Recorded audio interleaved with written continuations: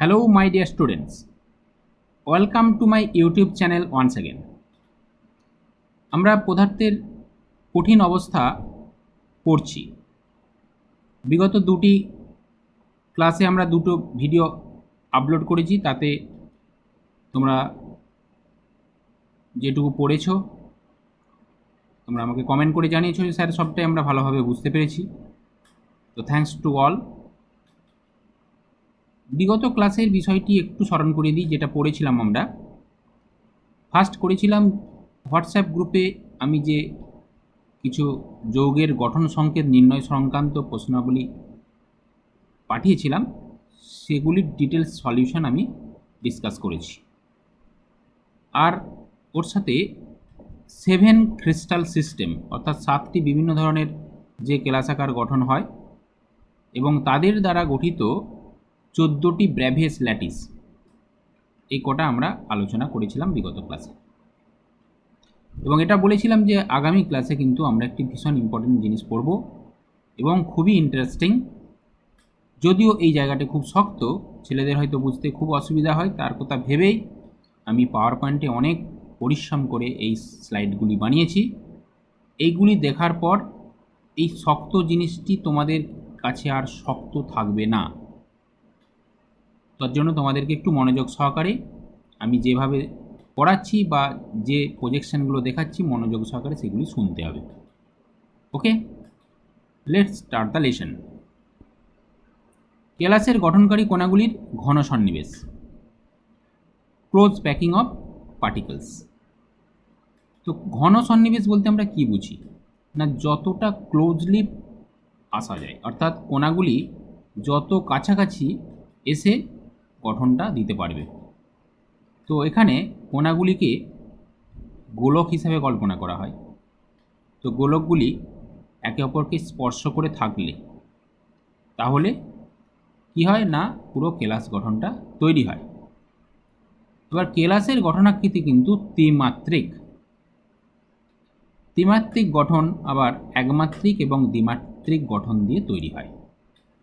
তো আমরা কেলাসের প্রকৃত ত্রিমাত্রিক গঠনে যাওয়ার আগে একমাত্রিক এবং দ্বিমাত্রিক ঘন সন্নিবেশটা একটু দেখে নেব কিভাবে হয়।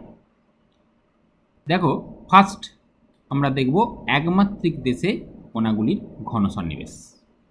এটা বলতে কি বোঝায় দেখো, আমি সামারি করেছি, জাস্ট মেন পয়েন্টগুলি তুলেছি যে এই প্রকার ঘন সন্নিবেশে একটি সরল রেখা বরাবর কণাগুলি কিন্তু সজ্জিত হবে, যার জন্য একে আমরা রৈখিক ঘন সন্নিবেশও বলতে পারি।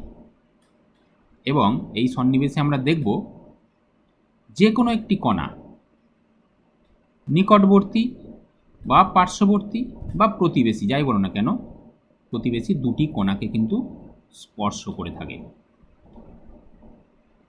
এই ধরনের সন্নিবেশে যখনই একটি কণা প্রতিবেশী আর অন্য কণাগুলিকে স্পর্শ করে থাকছে, তো কতগুলি কণাকে সে স্পর্শ করে সেটাকে বলা হয় ওই নির্দিষ্ট কণাটির কোঅর্ডিনেশন নাম্বার বা সবর্গাঙ্ক সংখ্যা। ওকে, এটাকে আমরা সংক্ষেপে সিএনও বলি, সিএন কোঅর্ডিনেশন নাম্বার। তো এই ধরনের সন্নিবেশের ক্ষেত্রে আমরা প্রত্যেকটা ক্ষেত্রেই কোঅর্ডিনেশন নাম্বার কত করে হয় সেটা একটু আলোচনা করে করে যাব। আমি একটা অ্যানিমেশনের সাহায্যে দেখো বোঝাচ্ছি যে একমাত্রিক ঘন সন্নিবেশ বলতে কি বোঝায় অ্যাকচুয়ালি। দেখো, এই যে কণাগুলো দেখালাম, যদিও কণাগুলিকে ত্রিমাত্রিকভাবে আমরা স্ফেয়ার বা গোলক হিসাবে কল্পনা করি, কিন্তু আমি একটা প্লেনের মধ্যে রিপ্রেজেন্ট করলে সেই স্ফেয়ারগুলো সার্কেল হয়ে যাবে। তো সার্কেল আকারে দেখো আমি প্রেজেন্ট করেছি, এখানে একটা সরলরেখা বরাবর কণাগুলি কিন্তু সজ্জিত হয়েছে এবং এটা একটা অ্যাক্সিস যদি আমরা ভাবি, ধরো এক্স অ্যাক্সিস, তাহলে একটা অক্ষ বরাবর কণাগুলি কিন্তু এরকম সজ্জিত হবে, তখনই তাকে আমরা বলবো একমাত্রিক ঘন সন্নিবেশ। ওকে, এক্ষেত্রে দেখো একটা কোণাকে আমি হাইলাইট করলাম, সে পার্শ্ববর্তী কটা কোণে কি টাচ করছে, দেখো গ্রিন পার্টিকেল দুটো দেখিয়েছি, দুটি কোণাকে স্পর্শ করেছে। এটি আমরা 3D রিপ্রেজেন্টেশন বুঝতে হলে আমি একটা ভিডিও দেখাবো। দেখো এই ভিডিওটি একটু মনোযোগ সহকারে দেখো, আরও ব্যাপারটা বুঝতে পারে ভালো করে। Let's see the video. In one dimension close packing there is just one way of arranging the sphere. One way of arranging the sphere. একটাই মাত্র উপায় আছে যেটা একমাত্রিক দেশে বিন্যাসটা দিতে পারে। ওকে, সেই উপায়টা কি? এই যে দেখো, ওই স্ফেয়ারগুলি একটা সরলরেখা বরাবর এইভাবে আসছে। যে কোনো একটি কোণাকে দেখো হাইলাইট করা হয়েছে। এই কোণাটি অর্থাৎ স্কাই ব্লু টাইপের কালারের যে কোণা, সে কিন্তু আর গ্রিন দুটো পার্টিকেলকে এইভাবে টাচ করেছে। স্বাভাবিকভাবেই এই ধরনের বিন্যাসের ক্ষেত্রে কোঅর্ডিনেশন নাম্বার কত হবে? কোঅর্ডিনেশন নাম্বার কিন্তু অবভিয়াসলি 2 হবে। তাই হয়েছে। বোঝা গেছে? ওকে, দেখো এরপর আমরা এই একমাত্রিক দেশের বিন্যাস থেকে কিভাবে দ্বিমাত্রিক দেশে বিন্যাসটা পেতে পারি। Let's see. কোঅর্ডিনেশন সংখ্যা 2 হয়, আমরা আগেই বললাম। দ্বিমাত্রিক দেশে কোণাগুলির ঘন সন্নিবেশ। বিষয়টা কি না, এই হচ্ছে একমাত্রিক দেশে বললাম, এটা একটা অক্ষ বরাবর ধরো এরকম হয়েছে, এটা মনে করো এক্স অ্যাক্সিস বলছি। এবার এইভাবে ওয়াই অ্যাক্সিস যদি ভাবি, এই দিকটা ওয়াই অ্যাক্সিস, তাহলে ওয়াই অ্যাক্সিস বরাবর পার্টিকেলগুলি এভাবে সজ্জিত হতে থাকলে তাহলেই কিন্তু সেটা 2 ডাইমেনশনাল হয়ে যাবে। ওকে, তো 2 ডাইমেনশনাল প্যাকিংয়ের ক্ষেত্রে আমরা একটু দেখব যে কত রকমভাবে সেটা হওয়া সম্ভব। দেখো, এই প্রকার বিন্যাস কিন্তু 2 ভাবে হতে পারে। ভালো করে শুনবে মনোযোগ সহকারে। নাম্বার 1 হচ্ছে বর্গাকৃতি দ্বিমাত্রিক ঘন সন্নিবেশ, অর্থাৎ দ্বিমাত্রিক বর্গাকৃতি ঘন সন্নিবেশ, ইংলিশে আমরা বলে থাকি এটা square close packing in 2 dimension or 2 dimensional square close packing. আর একটা টাইপ হতে পারে, এগুলো আমরা আলোচনা করবো একটা একটা করে। নাম্বার 2 যেটা, সেটা হচ্ছে দ্বিমাত্রিক ষড়ভুজাকার ঘন সন্নিবেশ বা 2 ডাইমেনশনাল হেক্সাগোনাল ক্লোজ প্যাকিং। দেখো, এগুলো একটি করে আমি আলোচনা করব। ফার্স্ট যেটা ছিল আমার দ্বিমাত্রিক বর্গাকৃতি ঘন সন্নিবেশ কিভাবে সম্ভব, পার্টিকেলগুলি কিভাবে অ্যারেঞ্জ হবে। দেখো কি বলা হচ্ছে, সংক্ষিপ্তভাবে আমি বিষয়টা বোঝাতে চেয়েছি যে এই প্রকার ঘন সন্নিবেশে একটি স্তরের কোণাগুলির ঠিক পিছনে অন্য স্তরের কোণাগুলি থাকবে। অর্থাৎ একটা স্তর, যেটাকে আমরা একটা অক্ষ বরাবর বলছি, আর নিচের দিকে যখন কোণাগুলি এবার সজ্জিত হতে শুরু করবে, একটা স্তরের কোণাগুলির ঠিক পিছনে পিছনে অন্য স্তরের কোণাগুলি আসবে। এই জন্য প্রতিটা স্তর একই রকমের হয় এবং দেখবো আরও যে কোনো একটি কোণা সে কিন্তু পার্শ্ববর্তী 4টি কোণাকে স্পর্শ করে। Let's see the animation. These are the particles in 1 dimension, একটা ডাইমেনশন বরাবর আমি দেখালাম। এইবার এর পিছনে পিছনে পার্টিকেলগুলো যদি আসে, কিভাবে আসছে দেখো, exactly below the first layer. Exactly below the first layer যখন পার্টিকেলগুলি আসে পিছনে পিছনে, সেক্ষেত্রে এটাকে আমরা বলবো, এই স্তরটাকে আমরা যদি এ স্তর বলি, তাহলে কিন্তু এই স্তরটাকেও আমাকে এ স্তরই বলতে হবে, কারণ এই দুটো স্তরের মধ্যে কিন্তু কোনো ডিফারেন্স কিছু নেই। এরকম সেভারাল লেয়ার আসতে পারে। এবার আরেকটা লেয়ার দেখাচ্ছি, দেখো এইভাবে চলতে থাকবে কিন্তু। ওকে, এটা আমরা বলছি ওই জন্য এ আমার বলাও আছে, এখানে লেখাও আছে যে এ স্তর। যেহেতু সমস্ত লেয়ারগুলো একই, তাই এই ধরনের বিন্যাসকে আমরা বলি এ প্রকারের। এই যে লেখা আছে, একে এ প্রকার ঘন সন্নিবেশ বলে। এবার দেখো 4টি কোণাকেই স্পর্শ করছে কিভাবে, এটাকে আমরা বলি এ প্রকারের ঘন সন্নিবেশ। তার জন্য তোমাকে এই ভিডিওটি ভালো করে একটু বুঝতে হবে। দেখো ভিডিওটি দেখো, স্কোয়ার ক্লোজ প্যাকিং বলা হচ্ছে এটাকে, স্কোয়ার ক্লোজ প্যাকিং। একটা লেয়ার বরাবর, অর্থাৎ 1D প্যাকিং হয়ে রয়েছে। এরপর সেকেন্ড যে রোটা আসছে দেখো, exactly below the first row particle. Third row always also the same type arrangement. Fourth row, এভাবে কিন্তু পার্টিকেল অ্যারেঞ্জমেন্ট চলতে থাকবে। তাহলে এই যে পার্টিকেলটা এবার দেখো ইয়েলো পার্টিকেলটা 1 2 3 4 চারটে পার্টিকেলকে কিন্তু টাচ করছে, ঠিক কি না? 1 2 3 4। সো কোঅর্ডিনেশন নাম্বার এই ধরনের প্যাকিংয়ে কত হবে না 4 হবে। ক্লিয়ার? এবং সমস্ত লেয়ারগুলোকে এখানে কি দেখানো হচ্ছে, এটা আমরা আগেও ওখানে দেখালাম অ্যানিমেশানে, যে এক্ষেত্রে কিন্তু সমস্ত লেয়ারগুলি একই রকম, তাই আমরা এটাকে এ টাইপের অ্যারেঞ্জমেন্ট বলবো। Okay, A type arrangement or square packing in 2 dimensional. আশা করি বিষয়টা বুঝতে পেরেছো তোমরা। ওকে, এরপরে দেখো আমি এখানে অ্যানিমেশনে তো দেখিয়ে দিচ্ছি, এবং কেন একে বর্গাকৃতি ঘন সন্নিবেশ বলা হচ্ছে সেটাও এখানে বুঝবো। ধরো এই রেড পার্টিকেলটা দেখতেই পাচ্ছ, এরকম ব্লু কালারের পার্টিকেল চারটেকে টাচ করেছে। আমি একটাকে হাইলাইট করে, যে কোনোটাকে তুমি হাইলাইট করে দেখতে পারো, সে কিন্তু এভাবে চারটেকেই টাচ করবে। এবার যে পার্টিকেলগুলি টাচ করেছে মনে করো রেড পার্টিকেলটিকে, তাদের সেন্টারগুলোকে যদি আমরা লাইন দিয়ে অ্যাড করি কীরকম দেখতে আসবে দেখো, একটা স্কোয়ার ফর্ম করবে না? স্কোয়ার ফর্ম করে, তার মানে এই পার্টিকেলটাকে অর্থাৎ রেড পার্টিকেলটাকে কিন্তু চারটে পার্টিকেল এরকম একটা স্কোয়ারভাবে কী করেছে, সারাউন্ড করে রেখেছে।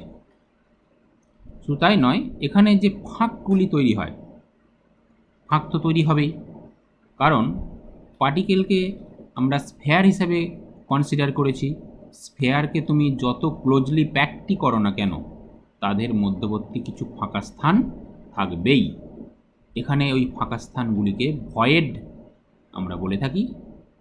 এখানে কিন্তু বিভিন্ন রকমের বা বিভিন্ন নামের ভয়েড দেখতে পাবো আমরা যত আগাবে পরবর্তী পার্টটা বুঝতে পারবে। এখানে যে ভয়েডটা তৈরি হয়েছে ভালো করে নজর দাও, এই যে ভয়েডগুলো, এগুলোকেই তো ভয়েড বলছি, এগুলোও কিন্তু স্কোয়ার শেপ, ঠিক আছে?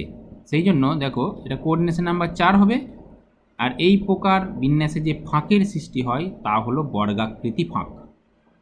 একটাকে আমি দেখিয়েছি দেখো, এরকম এগুলো সবই হবে বর্গাকৃতি ফাঁক। বোঝা গেছে? তাহলে এত কিছুর কম্বিনেশানে টোটাল দ্বিমাত্রিক বর্গাকৃতি ঘন সন্নিবেশটা আমরা বুঝে নিলাম।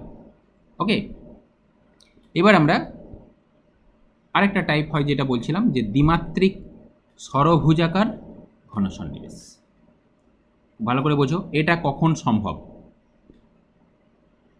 ফার্স্ট পয়েন্ট, আমি পয়েন্ট ওয়াইজ এগুলো বলে যাব, পয়েন্টগুলো সব মাথায় রাখতে হবে। এই প্রকার ঘন সন্নিবেশে একটি স্তরের কোণাগুলি দ্বারা সৃষ্ট অবনমিত অংশ, এই ওয়ার্ডটা ভালো করে খেয়াল রাখো, অবনমিত অংশে অপর স্তরের কোণাগুলি সজ্জিত হলে এই ধরনের বিন্যাসের সৃষ্টি হয়।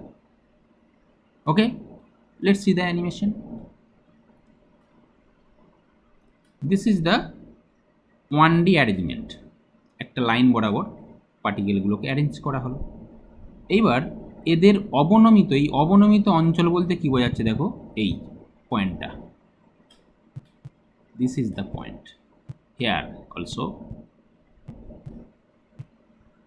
এই রিজিয়নটাকে বা এই জোনটাকে আমরা বলছি একটা অবনমিত অঞ্চল। তো এরপরে যে পার্টিকেলটা আসবে আর একটা রো বরাবর, সেই পার্টিকেলগুলি জাস্ট এইভাবে যদি প্লেসড হয়, দেখো কীভাবে প্লেসড হচ্ছে, সেকেন্ড রোয়ের পার্টিকেলগুলি অবনমিত অঞ্চলে আসছে, তাই না? এই অবনমিত অঞ্চলে যখন সেকেন্ড লেয়ারের পার্টিকেলগুলি আসবে, সেক্ষেত্রে এই ধরনের কিন্তু বিন্যাসের সৃষ্টি হবে। আমরা দুটো লেয়ার দেখলাম, আর একটা লেয়ার দেখাচ্ছি দেখো। আবারও যদি ওই আগের লেয়ারটার অবনমিত অঞ্চলে এই লেয়ারটা আসতে হয়, তাহলে এইভাবে বিন্যাসটা হতে হবে, আর কিন্তু কোনো বিকল্প নেই। আর একটা লেয়ার যদি দেখাতে চাই, কীভাবে এদের অবনমিত অঞ্চল বলতে এইগুলো, এই অবনমিত অঞ্চলে কিন্তু প্লেসড হবে পার্টিকেলগুলি। ওকে, এবার আমি যদি কোশ্চেন করি যে এই যে লেয়ারগুলি, এই লেয়ারটাকে আমরা যদি এ লেয়ার বলি, তাহলে এই লেয়ারটাকে কি আর এ লেয়ার বলা যাবে? কেন বলা যাবে না? না, এই দেখো মিল নেই আগের লেয়ারটার সাথে। এই লেয়ারে এইদিকেই ভাবো আর এইদিকেই ভাবো, কোনো মিল নেই। অর্থাৎ সেন্টারগুলির একটা সরলরেখায় পিছনে পিছনে আসছে না পার্টিকেলের। তাহলে এটাকে যদি এ লেয়ার বলে থাকি, এইটাকে আমরা কিন্তু বি লেয়ার বলবো বা বি স্তর বলবো। আবার এটা ভালো করে বোঝো। এই যে ফার্স্ট লেয়ারের সাথে থার্ড লেয়ার দেখো এক্স্যাক্টলি বিলো আছে পার্টিকেলগুলি, তার মানে ফার্স্ট লেয়ারের সাথে থার্ড লেয়ার ম্যাচ করছে, তার মানে এই লেয়ারটাকে আবার বলবো এ লেয়ার। আবার দেখো সেকেন্ড লেয়ারের সাথে ফোর্থ লেয়ার ম্যাচ করছে, এই যে এটাকে আমরা আবার কি বলবো, বি লেয়ার। তার মানে এই ষড়ভুজাকার ঘন সন্নিবেশের ফলে কিন্তু এবি প্রকারের কি হয়, বিন্যাস হয়। সেটা আমরা বলেওছি যে 2 ডাইমেনশনাল ক্লোজ প্যাকিংয়ের টাইপটা হচ্ছে এবি ধরনের বিন্যাস। ওকে, এখানে দেখানো হয়েছে এটা এ টাইপ হলে এটা বি টাইপ, এটা এ টাইপ হলে আবার এটা বি টাইপ, এই জন্য এর নাম দিচ্ছি আমরা এবি ধরনের বিন্যাস। বোঝা গেছে? Let's see the video. Hexagonal close প্যাকিংয়ের ক্ষেত্রে এ হচ্ছে আমার একটা 1D প্যাকিং দেখানো আছে। এরপর আর একটা রো আসছে, দেখো ঠিক ডিপ্রেশন পয়েন্টে প্লেসড হচ্ছে পার্টিকেলগুলি। এটা সেকেন্ড হয়ে গেল। এটা এ লেয়ার হলে আমরা এটাকে কিন্তু আর এ লেয়ার বলতে পারবো না, বি লেয়ার বলা হচ্ছে, যেটা আমরা বললাম এখনই।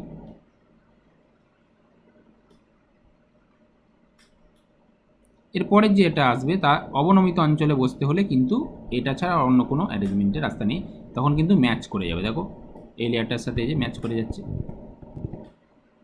এবং কোঅর্ডিনেশন নাম্বার, যেটা আমি ভাইটাল একটা পয়েন্ট বলছি, ভালো করে বুঝে নাও কোঅর্ডিনেশন নাম্বারটা। এক্ষেত্রে এই পার্টিকেলটা আমি হাইলাইট করা হয়েছে, স্কাই ব্লু কালারের পার্টিকেলটা মনে করো কটাকে টাচ করেছে, নাম্বারিং করা আছে দেখো 1 2 3 4 5 অ্যান্ড 6, এই 6টা পার্টিকেলকে টাচ করেছে। ওকে, 6টা পার্টিকেলকে টাচ করেছে এবং এই পার্টিকেলগুলির সেন্টারকে তুমি যদি অ্যাড করো রেখা দিয়ে, আমার পরে অ্যানিমেশনে দেখানো আছে এইভাবে, তাহলে যেটা ফর্ম করবে সেটা কিন্তু একটা হেক্সাগন।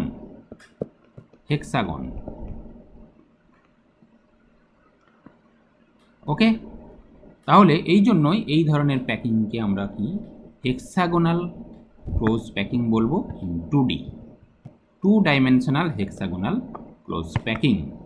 এবং এক্ষেত্রে প্রত্যেকটি কোণার কোঅর্ডিনেশন নাম্বার বা সবর্গাঙ্গ সংখ্যা হবে 6। ঠিক আছে, দেখো এখানে রিপিটিংটা দেখানো হয়েছে 1A, এটা এ লেয়ার, এটা বি, এটা আবার এ, এরপরে আবার যেটা আসছে সেটা কিন্তু আবার বি হবে। ঠিক আছে, এই জন্য আমরা এটাকে এবি টাইপ অ্যারেঞ্জমেন্ট বলি। খুব সিম্পল, আশা করি বুঝতে পেরেছ। দেখো এ সংক্রান্ত তাহলে আমরা এগুলি বলতে পারি, যেহেতু একটি কোণা নিকটবর্তী 6টি কোণাকে স্পর্শ করছে, তাই এদের কোঅর্ডিনেশন সংখ্যা কিন্তু 6 হবে। দেখো এখানে কেন হেক্সাগোনাল দেখানো হয়েছে, হাইলাইট করা হয়েছে এবং এই সেন্টারগুলোকে অ্যাড করা হচ্ছে। দেখো এইভাবে হেক্সাগন ফর্ম করে গেল, কোঅর্ডিনেশন সংখ্যা হয়ে গেল 6। এবার আরেকটি পয়েন্ট এখানে আমি বলবো এবং খুব ভালো করে মন দিয়ে শুনবে, যে এখানে যে ফাঁকা স্থানের সৃষ্টি হয়েছে সেগুলি দেখতে কেমন, ত্রিভুজাকৃতি।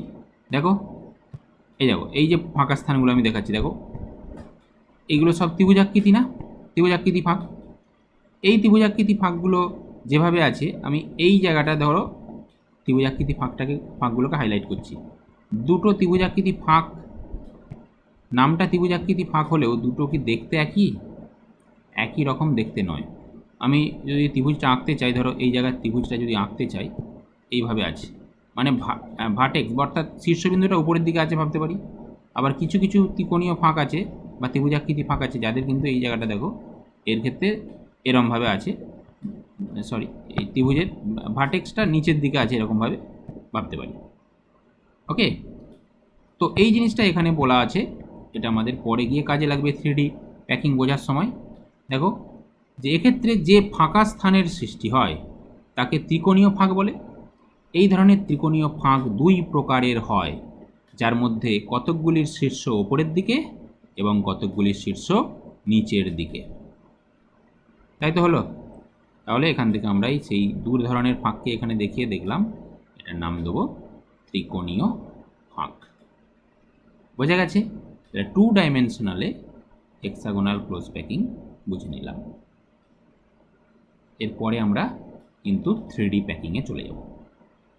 2Dর পরে এবার 3D আরও কমপ্লিকেটেড জিনিস, কিন্তু আমি যেভাবে দেখাচ্ছি আশা করি তোমাদের কাছে আর সেটা কমপ্লিকেটেড থাকবে না, খুব ইজিলি বুঝতে পারবে।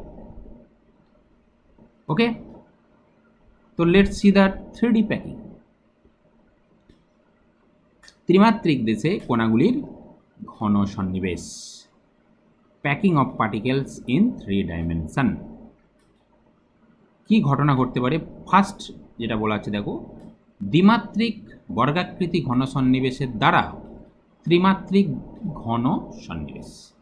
ভালো করে বোঝো, আমরা দ্বিমাত্রিকের দুটো টাইপ শিখলাম, একটা বর্গাকৃতি আর একটা ষড়ভুজাকার। এবার আমি ওই বর্গাকৃতি স্তরগুলির উপরে যদি আরও স্তর চাপাতে থাকি, তাহলে আরও একটা অ্যাক্সিস বরাবর পার্টিকেলগুলোর অ্যারেঞ্জমেন্ট হয়ে গেল। তার মানে XYZ তিনটে অ্যাক্সিস বরাবরই পার্টিকেল প্লেসমেন্ট হয়ে গেল। তার মানে তখন সেটাকে আমরা বলবো 3D প্যাকিং। ওকে, তো এই প্যাকিং সম্বন্ধে কি বলা হচ্ছে দেখো, এই ধরনের প্যাকিংয়ের ক্ষেত্রে কি বর্গাকৃতি স্তরগুলিকে একটির ওপর আরেকটি সজ্জিত করা হয় এবং এক্ষেত্রে প্রতিটি স্তরই একই প্রকারের, তাই জন্য আমরা এ প্রকারের বিন্যাস বলবো। তোমরা ডিমের পেটিতে ডিমগুলো কীভাবে সাজানো থাকে নিশ্চয়ই দেখেছো। তো ডিমের এক একটা ট্রে যখন পেটি থেকে বের করা হয়, দেখবে যে একটা ট্রের ওপরে ডিমগুলো ঠিক একটা ডিমের ওপরেই আছে, ওপরে পরপর প্লেস করা হয়েছে। তো এটাও সেই একই ধরনের। একটা ছবি দেখাচ্ছি, সেটা দেখো তাহলে বুঝতে পারবে। Let's see the picture. এই হচ্ছে সেই গঠন আকৃতিটি। এটা হচ্ছে তোমার স্তর, এটা স্তর, এটাও স্তর, এটাও স্তর, এটাও কিন্তু স্তর। ওকে, কেন? দেখো এর পিছনে আছে পার্টিকেলগুলো, এর পিছনে লেয়ারের পিছনে, এখানটা দেখলে আরও ভালো বুঝতে পারবে। এইটা একটা লেয়ারের পার্টিকেল, তার পিছনেই ঠিক একই রকমভাবে এই লেয়ারের পার্টিকেলটা আছে, তার পিছনে আবার এই লেয়ারের, পেছনে এই লেয়ারের। ওকে, সেই জন্য এই টাইপের প্যাকিংকে আমরা বলবো এ টাইপের প্যাকিং ইন 3D। ওকে, 3Dতে এটাকে আমরা এ প্রকারের বিন্যাস বলতে পারবো। স্তরগুলোকে দেখানো হয়েছে, এটা এ লেয়ার হলে এটাও এ লেয়ার, এটাও এ লেয়ার, এই জন্য এটাকে আমরা এ প্রকারের বিন্যাস বলছি। Let's see the video.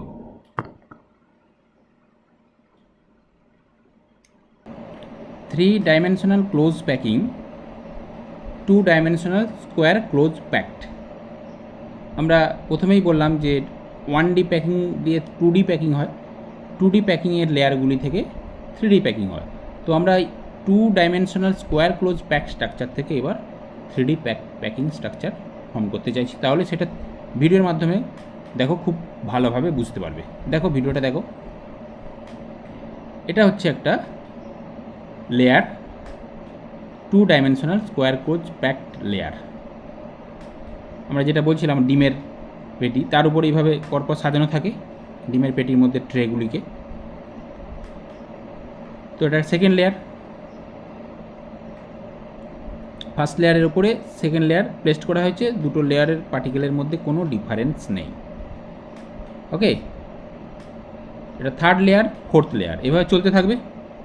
তাহলে এই প্যাকিংয়ে দেখো এই লেয়ারগুলির পার্টিকেল থেকে এইখান থেকে একটা পার্ট তুলে নেওয়া হয়েছে।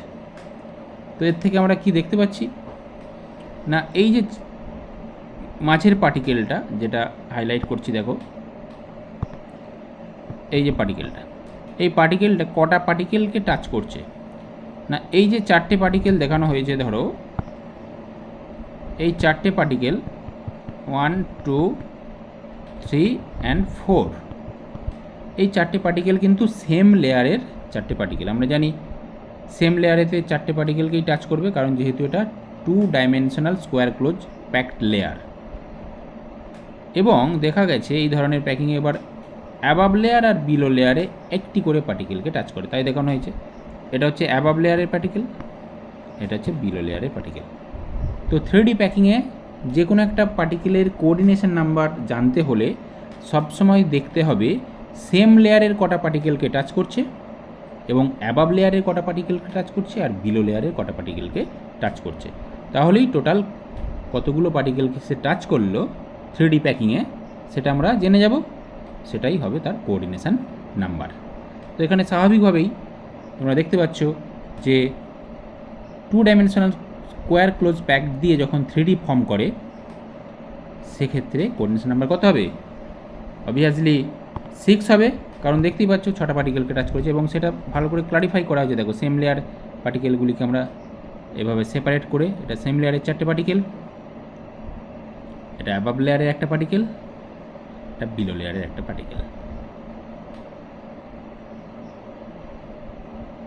কোঅর্ডিনেশন নাম্বার হয়ে গেল 6। ক্লিয়ার? এবং লেয়ারগুলো আগেই বলেছি, আমরা দেখালাম যে ছবিটাতে, এগুলো সব এই লেয়ারগুলিকে কেন বলা হচ্ছে দেখো, এটা যদি একটা লেয়ার বলি, এই পার্টিকেলের সাথে এই পার্টিকেল, এই লেয়ারের সাথে এই লেয়ারের পার্টিকেল বা এই লেয়ারের সাথে সব same, exactly behind the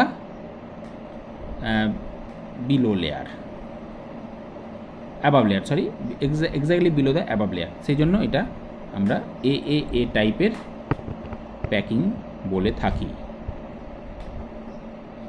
unit sell সম্বন্ধে একটা এখানে জানার আছে। দেখো ইউনিট সেল, এইভাবে আমরা ইউনিট সেলকে এখানে রিপ্রেজেন্ট করতে পারি। বলতে পারবে এটা কোন টাইপের ইউনিট সেল? আমরা যে ইউনিট সেলগুলো দেখিয়েছিলাম, কিউবিক ইউনিট সেল তো বটেই, কিউবিকের আবার 3টে টাইপ হয়, simple cubic, body centred and face centred. তো এটা কোন টাইপের? ছবিটা দেখেই বলো। অবভিয়াসলি সিম্পল কিউবিক, কারণ এখানে যে ফেয়ারটা দেখতে পাচ্ছি, একটা আমি ফেস দেখাচ্ছি, ধরো এটা হচ্ছে স্কোয়ার ফেস একটা কিউবের। তো এই পোর্শনগুলোকে আমরা কী বলবো? Corner position. তো অনলি দ্য কর্নার পজিশানে কিন্তু পার্টিকেল থাকছে। তো শুধুমাত্র কর্নার পজিশনে যদি কোনো পার্টিকেল থাকে তাহলে সেটাকে আমরা বলে থাকি simple cubic unit cell or primitive unit cell. Okay, তাহলে এই ধরনের প্যাকিংয়ে আমরা যে ইউনিট সেলটা পাবো সেটা কিন্তু হবে simple cubic unit cell. Okay, দেখ সেটাই বলা হচ্ছে simple cubic lattice and its unit cell is primitive cubic unit cell. বোঝা গেছে পরিষ্কারভাবে? তাহলে যে তথ্যগুলো আমরা জানলাম এখান থেকে, তার কয়েকটা আমরা দিয়ে দিয়েছি অলরেডি, এরপরে আর কয়েকটা পয়েন্ট দেখো। তাহলে এখানে কোঅর্ডিনেশন নাম্বার 6 হবে, দেখলাম সেটা। আর কি এই জিনিসটা যে এই প্রকার সন্নিবেশ থেকে যে একক কোষ গঠিত হয় তা সরল ঘনকাকার একক কোষ, এটাও মনে রাখতে হবে। আচ্ছা, আরেকটা জিনিস এখানে আমি বলে যাব যে body centred cubic unit cell কিন্তু এই ধরনের প্যাকিংয়েই একটু মডিফিকেশান করে সেটা পাওয়া যেতে পারে। কি বলা হয় না, এই যে লেয়ারটা ফর্ম করছে এখানে পার্টিকেলগুলি সব ক্লোজ প্যাকড না হয়ে একটু ডিস্ট্যান্স মেনটেন করে যদি লেয়ারের পার্টিকেলগুলো এইভাবে আসতে থাকে, এটা একটা 1D লেয়ার, তার মানে এটা 2D হয়ে গেল। এবার এর ওপরের যে লেয়ারটা আসছে এদের গ্যাপেতে এই লেয়ারটা আসবে, তার মানে এটা 3D হয়ে গেল। এটা ওপরের লেয়ারের কিন্তু অ্যাবাভ লেয়ারের পার্টিকেল 3D হয়ে গেল। এরপরে থার্ড লেয়ার যেটা আসবে সেটা কেমন হবে না, সেটা আমি একটা অন্য কালে ইউজ করছি। ধরো থার্ড লেয়ার এর এক্স্যাক্টলি এর ওপরে চাপবে এরমভাবে, এটারও এভাবে চাপবে এবং এর ওপরে যে গ্যাপটা আসছে সেই গ্যাপেতে কিন্তু আবার এই পার্টিকেলটা এরকমভাবে এর উপরে চাপতে থাকবে এভাবে। এটাকে extended form of A type packing বলি। এক্ষেত্রে দেখো ভালো করে বোঝো, এই যে পার্টিকেলটা নিচে দেখাচ্ছিলাম ব্লু, তার উপরে রেড পড়েছে, এগুলো সব 8টা কর্নারে 8টা থাকবে, আর তার এই যে পার্টিকেলটা থাকছে এখানে ভেতরটাতে সেটা তার বডি সেন্টারে থাকবে। তার মানে এখান থেকে যে ইউনিট সেলটা পাবো সেটা কিন্তু হবে body centre cubic unit cell, অর্থাৎ এটাকে আমরা বলছি কি বিসিসি ইউনিট সেল এখান থেকে পাবো। বোঝা গেল? এখানে এক্সট্রা আমি একটু বলে রাখলাম, এটা একটু মাথায় রাখবে। ওকে, আচ্ছা দেখো এরপরে আমরা 2Dর আরেকটা লেয়ার ছিল, সেটা হচ্ছে হেক্সাগোনাল লেয়ার, দ্বিমাত্রিক ষড়ভুজাকার ঘন সন্নিবেশ দ্বারা এবার আমরা ত্রিমাত্রিক ঘন সন্নিবেশ গঠনটা দেখব। ভীষণ important, please concentrate this topics. প্রথম স্তরের ওপর দ্বিতীয় স্তরের স্থাপন। প্রথম স্তর একটা আছে, সেটা একটা হেক্সাগোনাল 2D লেয়ার, তার উপরে সেকেন্ড আর একটা হেক্সাগোনাল 2D লেয়ারকে প্লেসড করা হবে। সেই প্লেসিংয়ের ফলে কি ঘটনা ঘটে একটু ভালো করে দেখো। ফার্স্ট কি বলেছি না, এক্ষেত্রে একটি দ্বিমাত্রিক ষড়ভুজাকার স্তরের ওপর আরেকটি স্তর স্থাপন করলে প্রথম স্তরের সাথে কিন্তু দ্বিতীয় স্তরের কোনো মিল থাকে না, অর্থাৎ প্রথম স্তরের পার্টিকেলগুলির সাথে দ্বিতীয় স্তরের পার্টিকেলে কোনো মিল পাওয়া যাবে না। যদি না পাওয়া যায় তাহলে প্রথম স্তরটাকে এ স্তর যদি বলি, দ্বিতীয় স্তরটাকে আমরা কি বলবো? অবভিয়াসলি বি স্তর বলবো। তো এই স্থাপনের ফলে, অর্থাৎ প্রথম স্তরের উপর দ্বিতীয় স্তরের এইভাবে যদি আমরা প্লেসড করি, তাহলে কিন্তু দুই ধরনের ফাঁকের সৃষ্টি হয়। ভীষণ ইম্পর্টেন্ট জায়গা। আমরা তো বারবার বলছি, যতই ক্লোজ প্যাকিং হোক না কেন তার মাঝখানে কিন্তু ফাঁকা স্থান থাকবে, যেগুলোকে আমরা ভয়েড বলছি। তো সেটা কিন্তু এখানে দু রকম ভয়েড হয়। কী দেখো, নাম্বার 1, তার নাম হচ্ছে চতুস্তলকীয় ফাঁক। এটা আমরা ইংলিশে কি বলে থাকি? Tetrahedral void. টেট্রাহেড্রাল ভয়েড আমরা টি দিয়ে রিপ্রেজেন্ট করবো। এখানে পিকচার আমি একটা দেখাবো, সেখানে দেখবে টি দিয়ে লেখা আছে। ওকে, আর একটা ভয়েড যেটা হয় সেটার নাম হচ্ছে অষ্টতলকীয় ফাঁক। এটারই আরেক নাম হচ্ছে অক্টাহেড্রাল ভয়েড। অক্টাহেড্রাল ভয়েড, যাকে আমরা এখানে ও দিয়ে রিপ্রেজেন্ট করব। ওকে, তো দেখো আমি একটা পিকচার দেখাচ্ছি, তারপর কিছু অ্যানিমেশন, তারপর কয়েকটি ভিডিও। খুব সিস্টেমেটিক ওয়েতে জিনিসগুলো বুঝতে পারবে। ফার্স্ট ওয়ান দেখো, এই এখানে ভালো করে লক্ষ্য করো, কিছু পার্টিকেল আমরা ফেড কালার করেছি, একটা কিছু কালার ডিপ কালার করে দেখিয়েছি। তো কোনটা কি একটু শনাক্তকরণটা করে দিই। এটা হচ্ছে একটা এ লেয়ার নাম দিচ্ছি, এটা হচ্ছে বিলো লেয়ার, অর্থাৎ এই লেয়ারের উপরেই এসে এই লেয়ারটা চেপেছে। বোল কালারের যে হেক্সাগোনাল লেয়ার, এটার উপরে এই ফেড কালারের উপরে এই বোল কালারের লেয়ারটা চেপেছে, তাহলে এটা এ লেয়ার বলছি। তাহলে বি লেয়ার স্বাভাবিকভাবেই বোল কালার দিয়ে এই লেয়ারটা, এটার নাম দেওয়া হচ্ছে কি বি লেয়ার, যাকে আমরা বলছি অ্যাবাব লেয়ার, ওপরে।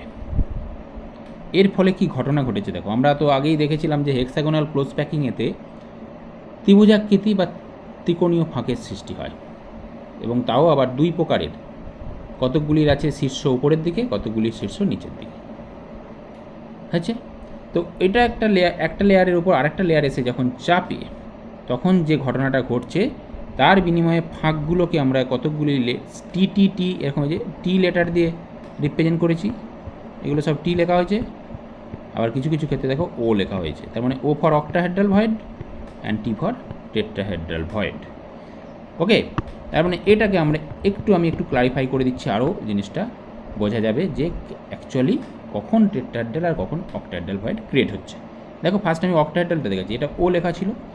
কি ঘটনাটা ঘটেছে দেখো, এই যে ফেড কালারের তিনটে পার্টিকেল দেখালাম, ভালো করে লক্ষ্য করো, আমি একটু পয়েন্ট করে দিচ্ছি। এই পোর্শনটাকে আমি জাস্ট তুলেছি, এই জায়গাটা বোঝার চেষ্টা করো।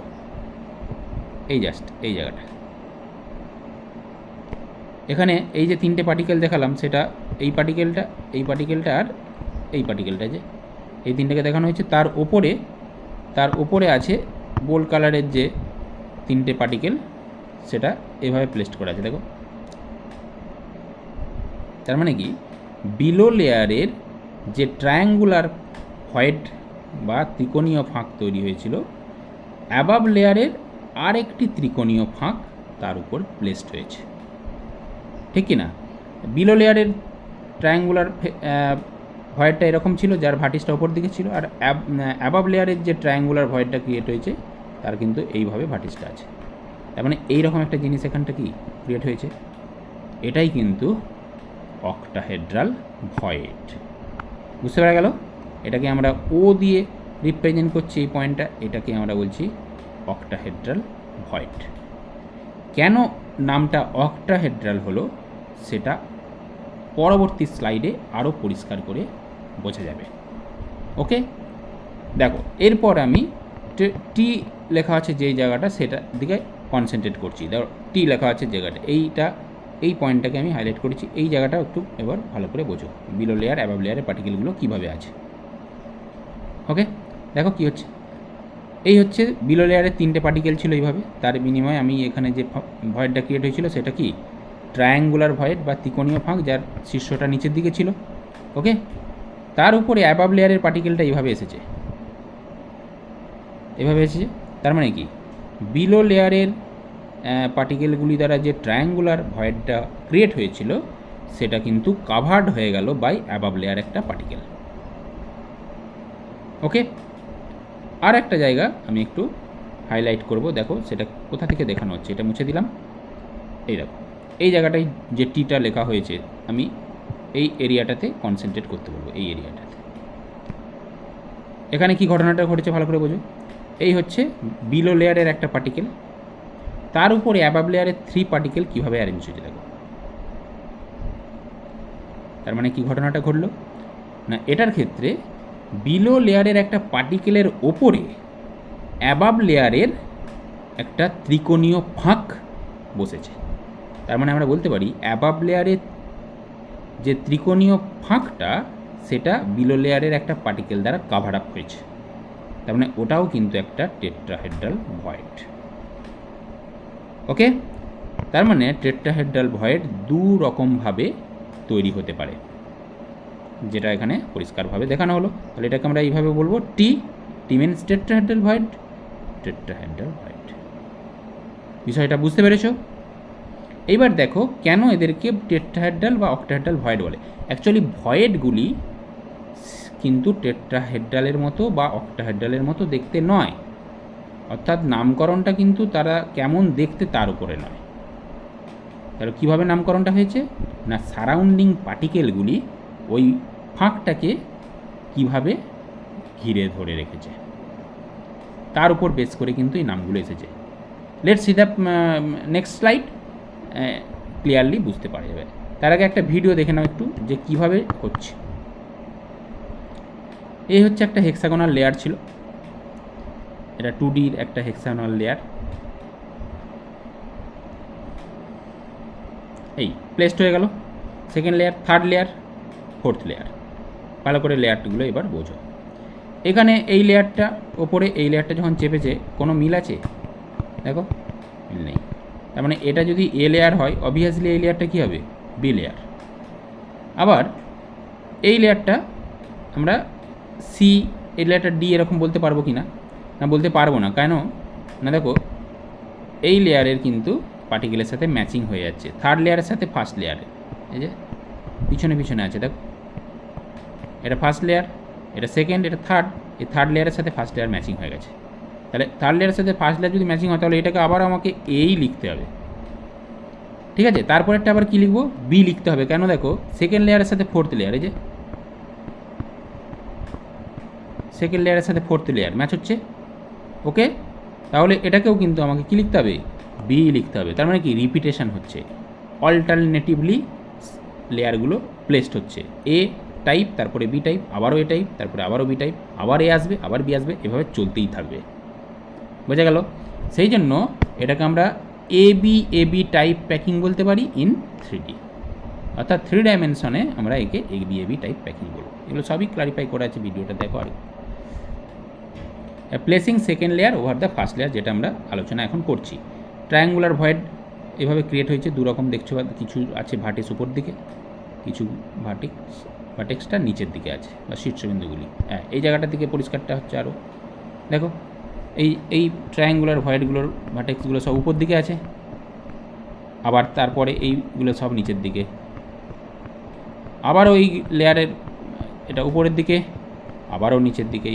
এইভাবে অল্টারনেটিভলি উপর নিচে করে ট্রায়াঙ্গুলার ভয়েডগুলো কিন্তু আছে। ওকে, এটা একটা লেয়ারের, সেই জন্য এগুলো সব ট্রায়াঙ্গুলার বা ত্রিকোণীয় ফাঁক। এর উপরে এবার আরেকটা লেয়ার চাপবে যখন, কিভাবে আমরা টেট্রাহেড্রাল বা অক্টাহেড্রাল ভয়েড পাচ্ছি সেটা দেখব। এবার প্লেসিংটা হচ্ছে দেখো কিভাবে, এইভাবে।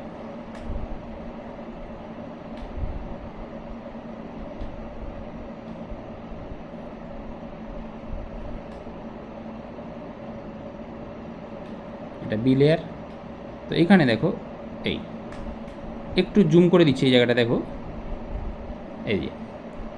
এই যে ফাঁকগুলো দেখতে হচ্ছে ফাঁক, এই ফাঁকের ওপরে অর্থাৎ নিচের লেয়ারের একটা ত্রিকোণীয় ফাঁকের উপরে ওপরের লেয়ারের একটা ত্রিকোণীয় ফাঁক প্লেসড হয়েছে, সেই জন্য এইটা এই জায়গাটা অক্টাহেড্রাল হয়েছে। এই জায়গাটা অক্টাহেড্রাল, এই জায়গাগুলো সব অক্টাহেড্রাল ভয়েড হবে। এইগুলো এটা হবে, এগুলো সব অক্টাহেড্রাল ভয়েড হবে। ত্রিকোণীয় নিচের স্তরে ত্রিকোণীয় ফাঁকের উপরে উপর স্তরে একটা ত্রিকোণীয় ফাঁক প্লেসড হয়েছে। আর বাদ বাকি এই যে ফাঁকগুলো দেখতে পাচ্ছ, এই ফাঁকগুলো সব এইগুলো কিন্তু টেট্রাহেড্রাল ভয়েড হবে, কারণ নিচের একটা পার্টিকেলের উপরে একটা উপরের লেয়ারের ট্রায়াঙ্গুলার ফাঁক বা ত্রিকোণীয় ফাঁক স্থাপিত হয়েছে। ওকে, তাহলে এই ঘটনাটা আমরা 3Dতে বুঝে নিলাম লেয়ারেতে। এবার দেখো পরবর্তী অংশে কীভাবে বোঝানো হচ্ছে, এইগুলোকে আমরা অক্টাহেড্রাল বলছি।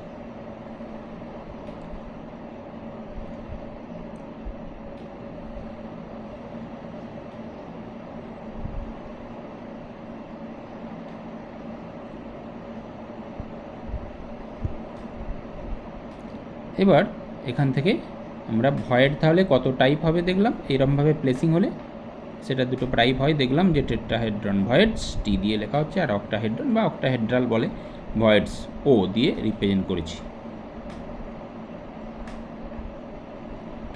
এই দেখো, এটা হচ্ছে একটা ট্রায়াঙ্গুলার ভয়েড, তার উপরে একটা প্লেসড হয়ে গেল। এইটা এবার বোঝার চেষ্টা করো। তাহলে এখানে একটা ফার্স্ট লেয়ারে একটা ট্রায়াঙ্গুলার ভয়েড ছিল, তাকে তার উপরের একটা লেয়ারের পার্টিকেল এসে কাভার্ড করে দিল, এই জায়গায় যে ফাঁকটা আছে সেটাকে কাভার্ড করে দিল এই চারটে পার্টিকেল। এই চারটে পার্টিকেলের সেন্টারগুলোকে এইভাবে যদি আমরা অ্যাড করি এটার সাথে এইটা, তাহলে কিন্তু একটা কি টেট্রাহেড্রন ফর্ম করে যাবে। যেই টেট্রাহেড্রনটার বা টেট্রাহেড্রালটার সেন্টারেতে কিন্তু ওই ভয়েডটা আছে, তার মানে ওই ভয়েডটা চারটে পার্টিকেল দ্বারা টেট্রাহেড্রালি সারাউন্ডেড আছে, যার জন্যই এই ভয়েডটার নাম টেট্রাহেড্রাল ভয়েড। কিন্তু ভয়েডটা অ্যাকচুয়ালি দেখতে কেমন দেখো, পরবর্তী অংশটা দেখো ভিডিওর, ভয়েডের শেপটা কিন্তু মোটেই টেট্রাহেড্রাল শেপ নয়। শেপটা একটু দেখানো হবে, দেখো এই হচ্ছে ভয়েডটার অ্যাকচুয়াল শেপ, দেখতেই পাচ্ছ এরমভাবে এরমভাবে এরমভাবে, মোটেই টেট্রাহেড্রাল নয় সেটা, বোঝা গেল? তার মানে ভয়েডের শেপ থেকে কিন্তু এর নাম নয়। এইভাবে আমরা চারটে পার্টিকেলের সেন্টার, এই যে এটা ভয়েডের শেপ এরকম।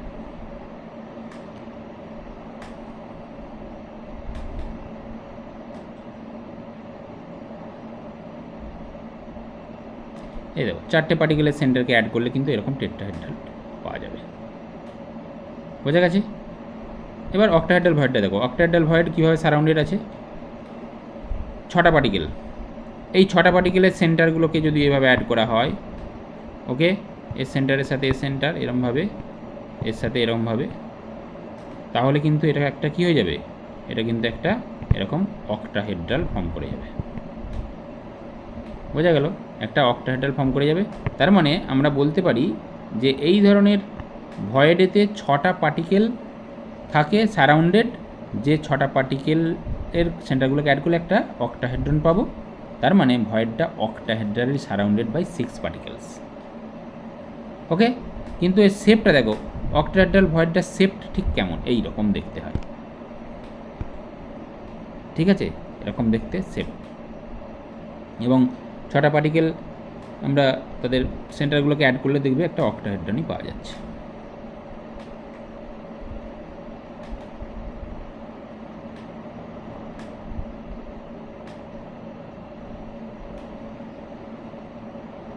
দেখো এইভাবে অ্যাড করলে অক্টাহেড্রাল হলো না একটা, ঠিক কি না? তাহলে এই অক্টাহেড্রালটার বডি সেন্টার হচ্ছে এই জায়গাটা, তার মানে এখানেই তো সেই ভয়েডটা আছে, এখানেই সেই ভয়েডটা আছে। ওকে, ক্লিয়ার? খুব সুন্দরভাবে এটা কিন্তু বোঝা যাবে।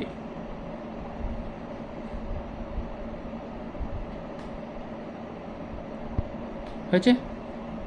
আচ্ছা, এরপরে আমরা একটা ক্যালকুলেশান এখানে আছে, সেটা আমরা পরবর্তী অংশে জানবো পার ইউনিট সেলে, এটা আর এখন তোমার দরকার নেই, এটা বাদ দিয়ে দিলাম, পরে আমরা এর আলোচনাটা দেখে নেব।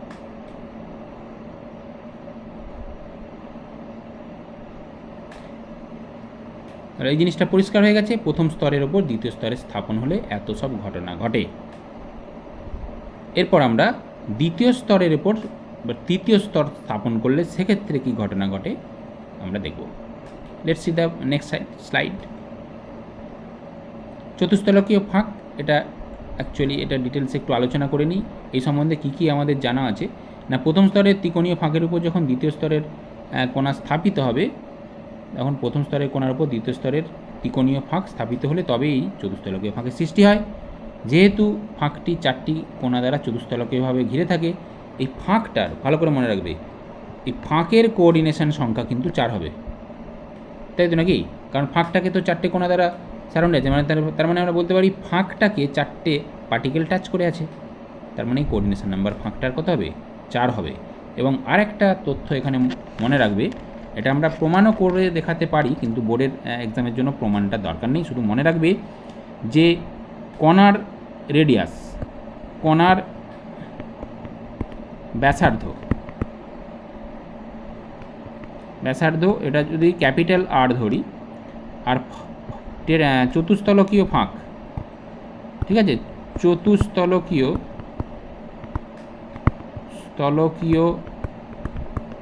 ফাঁকের ব্যাসার্ধ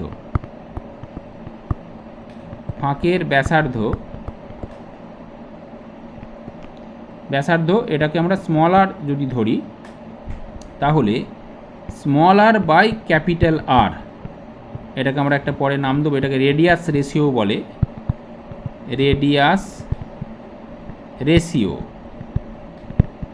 ব্যাসার্ধ অনুপাত আর কি, রেডিয়াস রেশিও বাংলায় বলতে পারি ব্যাসার্ধ অনুপাত।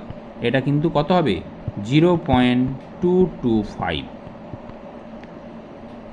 এবং কতগুলি আয়নীয় কেলাসাকার পদার্থের ক্ষেত্রে আমরা এইরকম ক্যাটায়ন এবং অ্যানায়নের ব্যাসার্ধের অনুপাত থেকে তাদের দ্বারা গঠিত যে কেলাস, সেই কেলাসের কোণাগুলির কোঅর্ডিনেশন নাম্বার জানতে পারবো। ঠিক আছে, একটা রেঞ্জ আছে, সেই রেঞ্জের মধ্যে ভ্যালুগুলো আসবে। এটা সামান্য একটু ক্লাস 11-এতে রাসায়নিক বন্ধন আণবিক গঠনেতে কঠিনের ওই জায়গাটাতে ছিল, পড়েও আসতে পারো। ঠিক আছে, সেখান থেকে ধারণাটা থাকলে আরও সুবিধা হবে। এই চতুস্তলকীয় ফাঁক সম্বন্ধে মোটামুটি আমরা এই জিনিসটা একটু দেখে রাখবো। আচ্ছা, এবার আমি দেখিয়ে দিচ্ছি আরেকবার যে কেন চতুস্তলকীয় বলা হয়। এটা খুব ভিডিওতে ভালো করে বোঝানো গেছে, তবুও আমি এই জায়গায় করলাম যে দুরকমভাবে চতুস্তলকীয় ফাঁক আসতে পারে।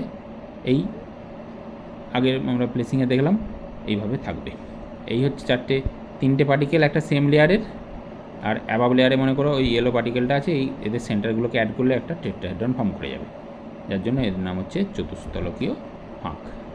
বোঝা গেছে? এবার অষ্টতলকীয় ফাঁকটা সম্বন্ধে একটু দেখো কী কী তথ্য আমাদের এখানে জানার দরকার আছে। প্রথম স্তরের ত্রিকোণীয় ফাঁকের ওপর দ্বিতীয় স্তরের ত্রিকোণীয় ফাঁক উপরিপাতিত হলে, বারবার সেটা আমরা দেখালাম, অষ্টতলকীয় ফাঁকের সৃষ্টি হয়।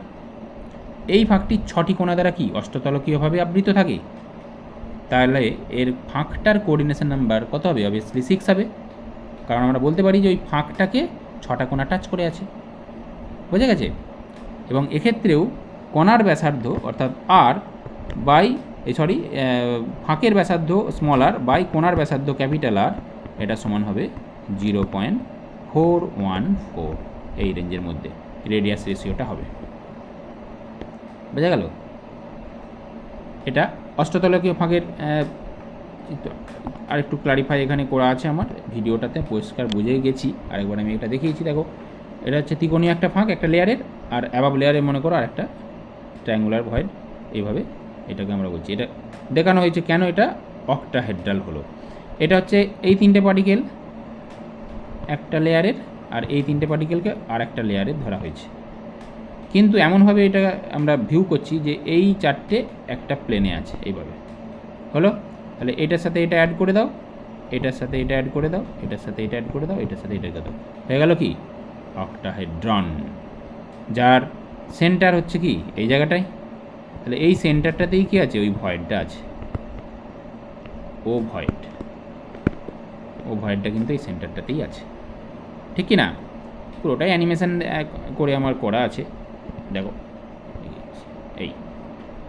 এই হচ্ছে এই চারটে একটা লেয়ারে আছে ধরে নিলাম, একটা প্লেনে, এটা হচ্ছে তোমার সেই স্কোয়ার প্লেনটা ধরো, আর এই অক্টাহেড্রাল ফর্ম করে গেল।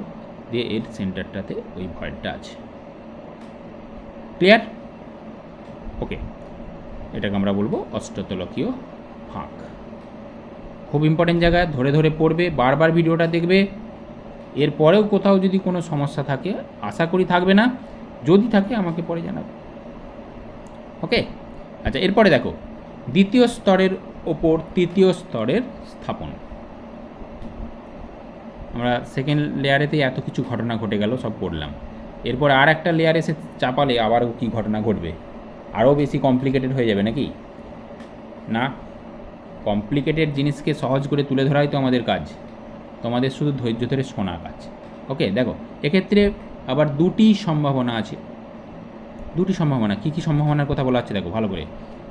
এক হচ্ছে ত্রিমাত্রিক ষড়ভুজাকার ঘন সন্নিবেশ, hexagonal close packing in 3 dimension.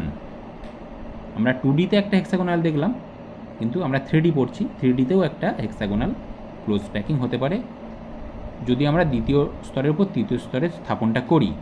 তো কিভাবে স্থাপনটা করতে হবে না, নিজের ইচ্ছা খুশি মতো করলে হবে না, তারও একটা রুলস আছে। দেখো কিভাবে স্থাপন করতে হবে বলা আছে যে এই প্রকার ঘন সন্নিবেশে দ্বিতীয় স্তরের ত্রিভুজাকৃতি ফাঁকের ওপর তৃতীয় স্তরের কোণা স্থাপিত হয়। অর্থাৎ প্রথম স্তর, তার উপরে যখন দ্বিতীয় স্তরটা পড়েছিল তারও আবার কিছু ত্রিকোণীয় ফাঁক আছে, সেই ত্রিকোণীয় ফাঁকটার উপরে এবার তৃতীয় স্তরের কোণাগুলো এসে চাপবে। বোঝাতে পেরেছি?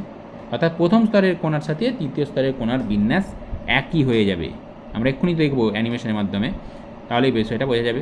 যেহেতু একই হয়ে গেলে তাহলে এর পরে বি এলো, বি এর পরে থার্ড লেয়ার যেটা সেটা ফার্স্ট লেয়ারের সাথে ম্যাচ করে যাচ্ছে, তাহলে সেটা আবার এ হবে।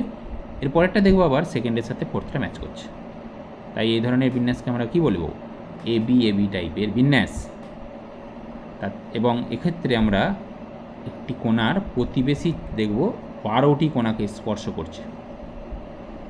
এবার কিভাবে 12টি কোণা স্পর্শ করছে না, সেম লেয়ারে 6টাকে করবে, কারণ যেহেতু এটা হেক্সাগোনাল ষড়ভুজাকার ঘন সন্নিবেশ। ষড়ভুজাকার ঘন সন্নিবেশ মানে সে সেম লেয়ারের 6টা পার্টিকেলকে টাচ করবে, এবং দেখব যে অ্যাবাভ লেয়ারের 3টাকে করছে আর বিলো লেয়ারের 3টাকে করছে। তাহলে টোটাল কোঅর্ডিনেশন নাম্বার কিন্তু 12 হবে। আরেকটা যেটা বিষয় সেটা হচ্ছে এক্ষেত্রে আমরা যে ইউনিট সেলটা পাবো, সেই ইউনিট সেলটা হবে কিন্তু HCP, অর্থাৎ হেক্সাগোনাল ইউনিট সেল। আমরা যে 7টা ক্লাস সিস্টেম পড়েছিলাম তার মধ্যে একটা হেক্সাগোনাল ছিল, সেই হেক্সাগোনালের টাইপের ইউনিট সেল কিন্তু পাওয়া যাবে এই ধরনের প্যাকিংয়ে। ক্লিয়ার হয়েছে বেশ? আচ্ছা, এবার দেখো আমরা একটা ছবি দেখিয়েছি, এটা হচ্ছে একটা এ লেয়ার, এটা বি লেয়ার, এটা এ হলে এটা বি হবে, আবারও এ আবারও বি। ঠিক আছে? এবার এই পার্টিকেলগুলোকে এইভাবে আমি যদি কেটে ফেলি মাঝামাঝি এরমভাবে, তাহলে দেখতে কেমন হবে দেখো, এই ভেতরে এইরকমভাবে আছে, হাফ পোর্শনগুলোকে দেখানো হয়েছে। তাহলে এটা এ লেয়ার, এটা বি লেয়ার, এটা এ লেয়ার আবারও বি লেয়ার। ওকে, তাহলে এটাকে আমরা বলবো এ বি টাইপের, এবং এখান থেকে ইউনিট সেলটা কিন্তু এই টাইপের আসবে। ভিডিওটি দেখো।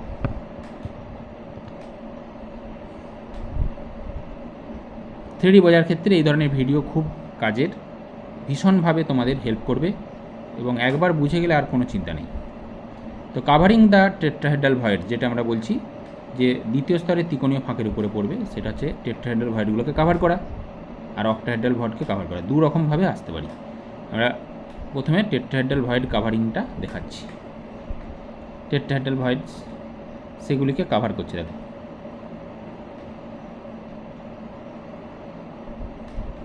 এভাবে প্লেসড হবে। তাহলে কেন এটা বলা হচ্ছে যে ফার্স্ট লেয়ারের সাথে থার্ড লেয়ার ম্যাচ করে গেছে?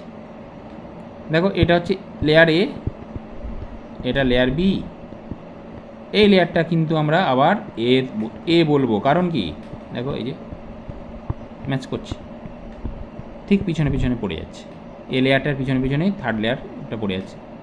ওকে, সেই জন্য এটাকে আমরা কি বলবো? এ বি টাইপের প্যাকিং।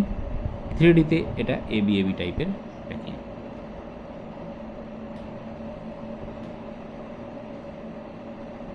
বলা হয়েছে যে এটা এ লেয়ার হলে এটা অবভিয়াসলি বি হবে, তারপরে ওটা কিন্তু আবার এ হবে।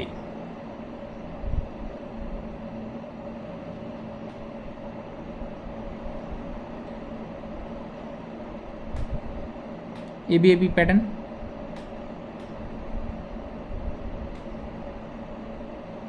Hexagonal close pack structure, HCP structure বলে থাকি।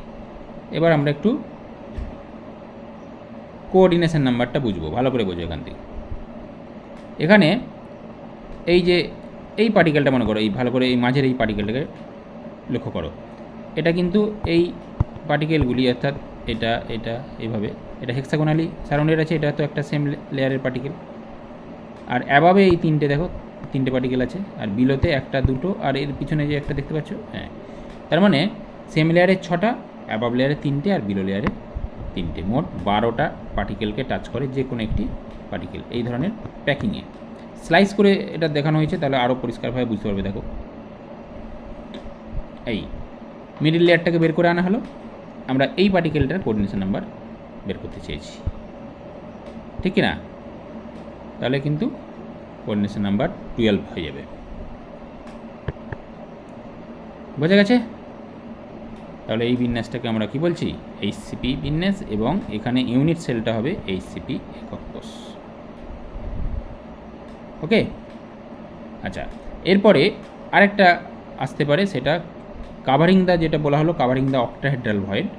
অক্টাহেড্রাল ভয়েডগুলোকে কাভার করলে সেটা কিভাবে আসতে পারে। দেখো, ত্রিমাত্রিক ঘনকাকার ঘনসন্নিবেশ, এইটাকে আমরা সিসিপি বিন্যাস বলি। আগেরটা এইচসিপি, এটাকে সংক্ষেপে বলা হয় CCP, cubic close packing, CCP বিন্যাস ইংলিশে বলা হয়।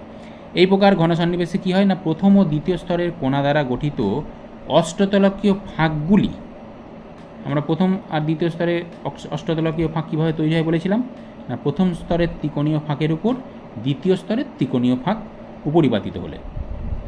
এখন তৃতীয় স্তরের এবার কোণা এসে ওই দুটি ত্রিকোণীয় ফাঁকের উপর এসে বসবে, কাভার করবে, ঠিক আছে? তাহলে অষ্টতলীয় ফাঁকগুলি তৃতীয় স্তরে কোণা দ্বারা আবৃত হয়। এক্ষেত্রে কী হয়, প্রথম, দ্বিতীয় এবং তৃতীয় 3 ধরনের কোণার মধ্যেই কিন্তু আর কোনো মিল পাওয়া যায় না।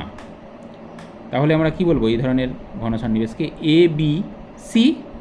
আবার আমরা দেখব যে আবার রিপিট, তারপরে রিপিট হবে আবার এবিসি, এবিসি প্রকারের বিন্যাস, এবং এক্ষেত্রেও প্রতিবেশী 12টি কোণাকে কোন একটি কোণা স্পর্শ করে।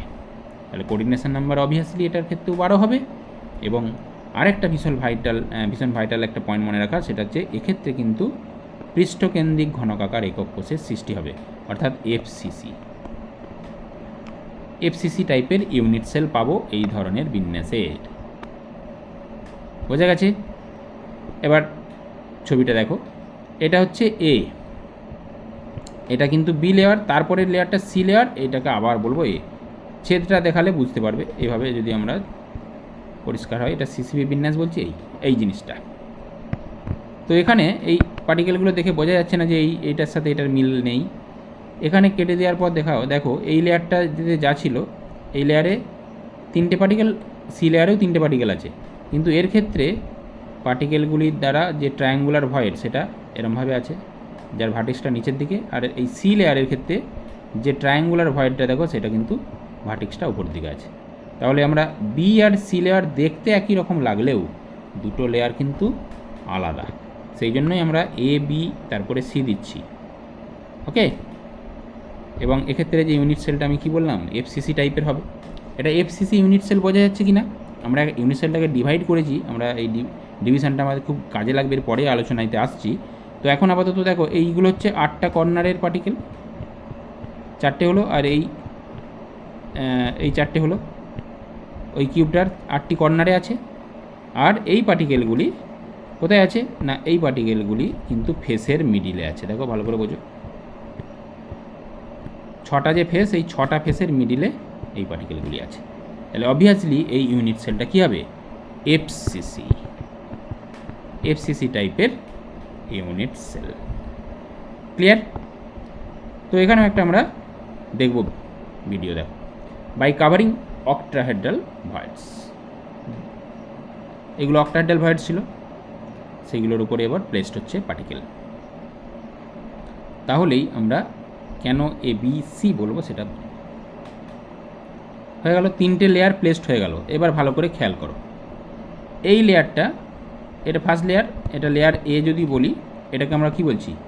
বি বলবো। এইটাকে আবার আমাকে সি বলতে হবে, কারণ কি দেখো এইটার সাথে এটা যে ম্যাচ নেই, এই লেয়ারটার সাথে, আবার এই লেয়ারটার সাথে এই লেয়ারটারও ম্যাচ নেই, বা এই লেয়ারটার সাথে এই লেয়ারটারও ম্যাচ নেই, কোনো ম্যাচিং নেই। তার মানে এটা কিন্তু এ বি সি। এরপরে আরও যদি লেয়ার আসে তাহলে সেটা কি ম্যাচিং হবে, নাকি আমরা এইভাবে এ বি সি ডি চলতেই থাকবে? হ্যাঁ, তা তো হয় না, ম্যাচিং হতেই হবে। এরপরে পার্টিকেলটা এলে অবশ্যই ফার্স্ট লেয়ারটার সাথে, এটা ফার্স্ট, সেকেন্ড, এটা থার্ড, এরপরে যে ফোর্থ লেয়ারটা আসবে ধরো ফোর্থ, তার সাথে কিন্তু ফার্স্ট লেয়ার ম্যাচ করবে। তার মানে কি ফার্স্টের সাথে ফোর্থ ম্যাচ করবে, সেকেন্ডের সাথে ফিফথ ম্যাচ করবে আবার, আর থার্ডের সাথে সিক্সথ ম্যাচ করবে। তার মানে রিপিটেশন হবে, এ বি সি আবার আসবে এ বি সি। সেই জন্যই এই ধরনের প্যাকিংকে আমরা কি বলছি, এবিসি টাইপের প্যাকিং। ওকে, আরেকটু ভিডিওটা দেখো, কোঅর্ডিনেশন নাম্বারটাও এখানে বুঝতে পারবে যে কেন 12 হলো। এই যে এরা এখানে এভাবে দেখানো হয়েছে যে কোনো ম্যাচিং হচ্ছে না, যার জন্য এটা আমরা লেয়ারগুলোকে এভাবে নামকরণ করছি এ বি সি। দেখো এই যে এসে গেল কোন লেয়ার, এটা ফোর্থ লেয়ার। এবার আমি তোমাকে দেখিয়ে দিচ্ছি, দেখো যেটা বলছিলাম, এটা ফার্স্ট লেয়ার ছিল আর এটা হচ্ছে ফোর্থ লেয়ার। ম্যাচিং হয়েছে কিনা দেখো, একদম পড়েছে পিছনে পিছনে, যে তাহলে ফার্স্টের সাথে ফোর্থ ম্যাচ করে গেল, সেকেন্ডের সাথে সেরকম ফিফথ ম্যাচ করবে, হ্যাঁ, থার্ডের সাথে সেরকম সিক্সথ ম্যাচ করবে। ওকে, দেখো এবার কোঅর্ডিনেশন নাম্বারটাও বুঝে নেব।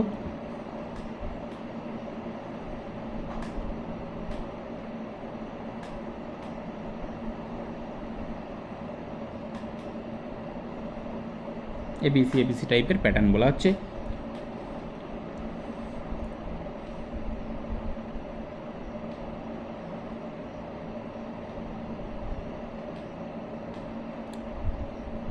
এফসিসি স্ট্রাকচার হবে বললাম এক্ষেত্রে। Let us understand the coordination number. Coordination number আগেরটার মতো সেম হয়েছে, স্লাইস করা হলো। এই পার্টিকেলটার কোঅর্ডিনেশন নাম্বার দেখছি, ভালো করে বোঝো।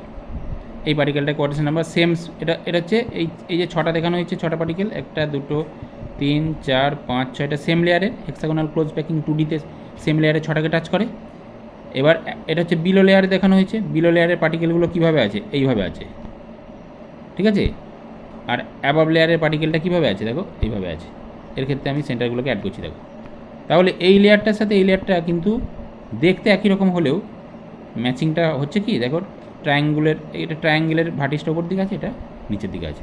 সেই জন্যই এটাকে আমরা এ লেয়ার বললে এটাকে বি লেয়ার বলি, এটাকে সি লেয়ার বলি, বোঝা গেল। কিন্তু কোঅর্ডিনেশন নাম্বারটা 12ই হচ্ছে, কারণ এক্ষেত্রেও সেম লেয়ারে 6টা পার্টিকেলকে টাচ করছে, অ্যাবাভ লেয়ারে 3টে আর বিলো লেয়ারে 3টে।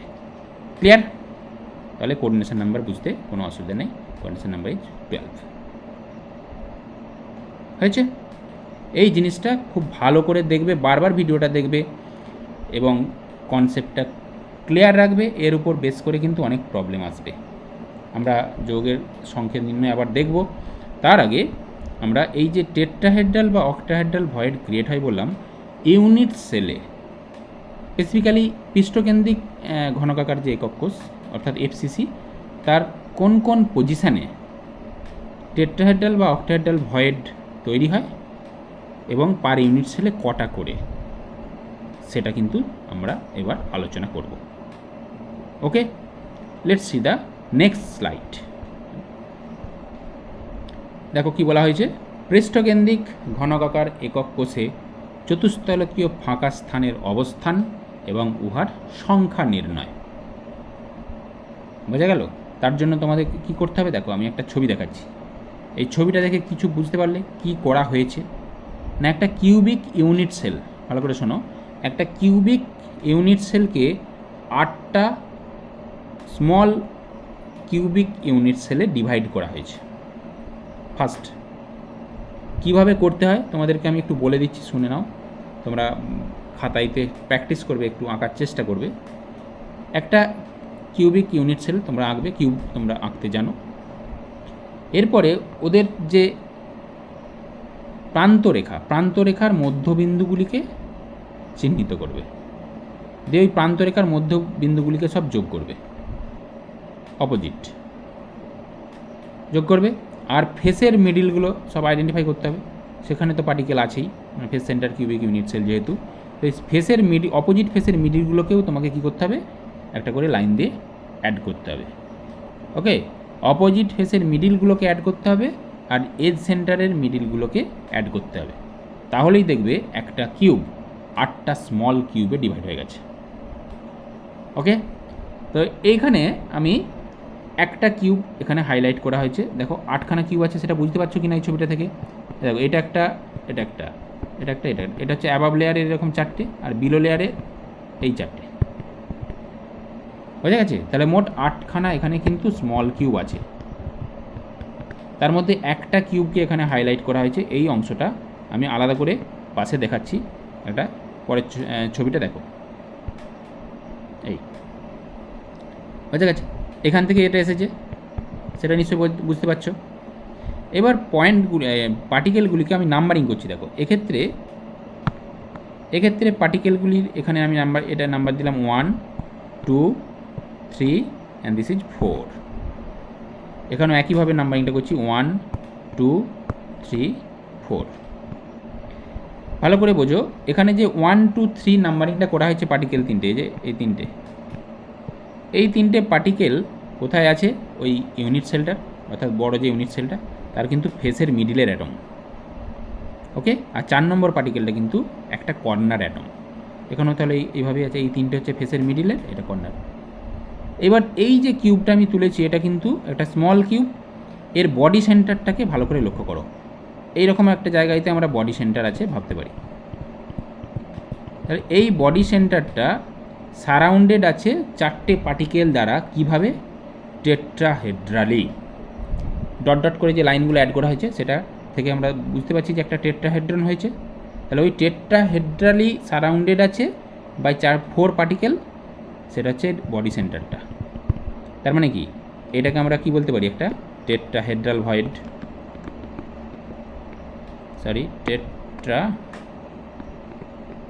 Tetrahedral void.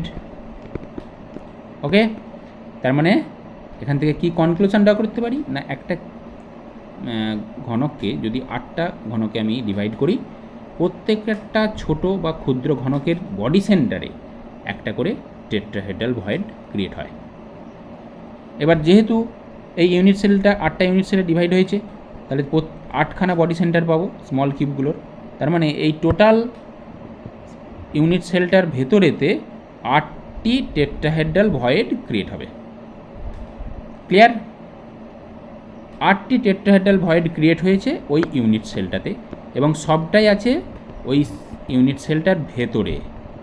ওই অংশে কারো কিন্তু কোনো শেয়ারিং নেই। আমরা জানি বডি সেন্টারে যদি কোনো কেউ থাকে, সেটা ভয়েড হোক বা পার্টিকেল, তাতে কিন্তু আদার্স ইউনিট সেলের কোনো শেয়ারিং থাকে না। এবার আমাকে বলো যে এই ইউনিট সেলটাতে পার্টিকেল নাম্বার কত? অবভিয়াসলি 4, কারণ আমরা জানি এফসিসি ইউনিট সেলেতে সবসময় 4টে পার্টিকেল থাকে। আবার টেট্রাহেড্রাল ভয়েড কটা হলো না, 8টা। তার মানে 4টে পার্টিকেল থেকে 8টা টেট্রাহেড্রাল ভয়েড। একটা পার্টিকেল কটা দিবে? 2টি। তার মানে এই ধরনের বিন্যাসে প্রতিটি পার্টিকেল তার দ্বিগুণ সংখ্যক টেট্রাহেড্রাল ভয়েড ক্রিয়েট করে। এটা একটা ভীষণ ভাইটাল পয়েন্ট। এইটার উপর বেস করেই কত প্রবলেম আসে তার কোনো ইয়ত্তা নেই। যে যদি একটা প্যাকিংয়ে n নাম্বারের পার্টিকেল থাকে, তাহলে তার দ্বারা সৃষ্ট টেট্রাহেড্রাল ভয়েড হবে 2n নাম্বারে। সেটা আমরা এখান থেকে প্রমাণ করে দিলাম একদম।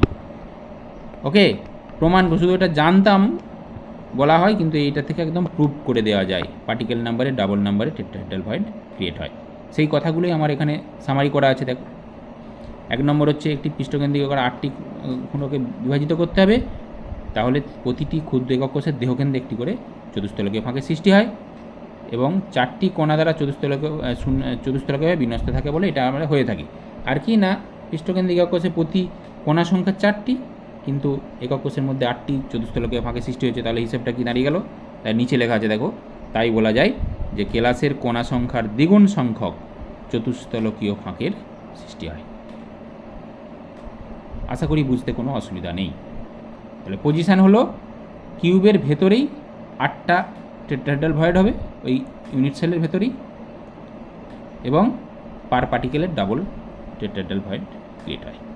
আমরা এখান থেকে জেনে গেলাম। এবার অক্টাহেড্রাল ভয়েডও কী হয় দেখো, অষ্টতলকীয় ফাঁক। তারও আমরা অবস্থান এবং উহার সংখ্যাটা নির্ণয় করব ওই ইউনিট সেল প্রতি। এখানেও একটা ছবি দেখাচ্ছি, ভালো করে বোঝো। এটাকেও তোমাকে কী করতে হবে, একটা কিউবকে 8টা স্মল কিউবে ডিভাইড করতে হবে, যেভাবে আমি প্রসেসটা বললাম ওইভাবেই করবে। এখানে দেখো, এই অ্যাটমগুলো বা এই পার্টিকেলগুলো কিন্তু ফেসের মিডিলের পার্টিকেল, ঠিক না? ওই বড় যে একক কোষটা তার ফেসের মিডিলে আছে।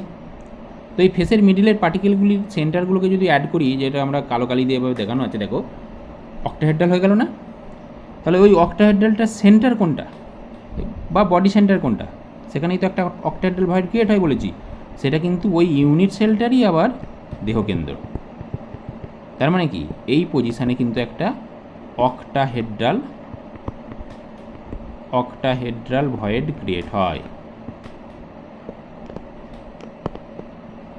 এই পজিশানে কিন্তু একটা অক্টাহেড্রাল ভয়েড ক্রিয়েট হয়। ওকে, তাহলে এখানে কি শেষ? আর কোথাও হয় কি না? এটা যদি হয় তাহলে তো পার ইউনিট সেলে একটা করেই হচ্ছে 4টে পার্টিকেলের জন্য একটা অক্টাহেড্রাল ভয়েড। তা তো নয়, নিশ্চয়ই জানো যে পার্টিকেল নাম্বারের ইকুয়াল নাম্বারে অক্টাহেড্রাল ভয়েড ক্রিয়েট হয়। তার মানে ইউনিট সেলের আরও কোনো পজিশানে অক্টাহেড্রাল ভয়েড ক্রিয়েট হয়। সেটা কোথায় হয়, তার জন্য আমাকে নেক্সট পিকচারটা দেখতে হবে। Let's see the next picture.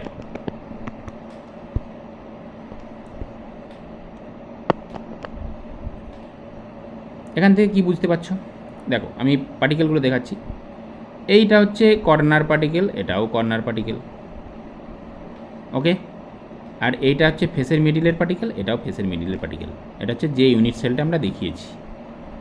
কিন্তু এই যে দুটো পার্টিকেল দেখো, এইটা আর এটা, এই দুটো পার্টিকেল কিন্তু ইউনিট সেলের অংশ নয়। এটা কোথা থেকে এলো? না, এই ইউনিট সেলের পাশে তো আরও ইউনিট সেল আছে। সেই ইউনিট সেলের ফেসের মিডিলের মনে করো দুটো কোণা আমি দেখিয়েছি, দিয়ে এটাকে আমরা অ্যাড করলাম, একটা স্কোয়ার প্লেন হয়ে গেল। এবার এই কর্নার পার্টিকেলের সাথে স্কোয়ার প্লেনের পার্টিকেলকে অ্যাড করছি, আর এই অ্যাডিংটা হয়নি, এই ছবিতে দেওয়া নেই, এটা আমি অ্যাড করে দিলাম। ঠিক আছে, তাহলে একটা অক্টাহেড্রাল হয়ে গেল। এইবার ওই অক্টাহেড্রালটার বডি সেন্টার কোনটা, ভালো করে লক্ষ্য করো। আমি একটা আলাদা কালি ইউজ করে দিচ্ছি, বুঝতে সুবিধা হবে। এই দেখো, ভালো করে বোঝো, এই জায়গাটাই কিন্তু এই অক্টাহেড্রাল ভয়েডটার সেন্টার, যেখানে কিন্তু অক্টাহেড্রাল ভয়েডটা হয়। আবার এইটা কিন্তু ওই কিউবটার এজ সেন্টার বা প্রান্তরেখার মধ্যবিন্দুও বটে, তাই না? প্রান্তরেখার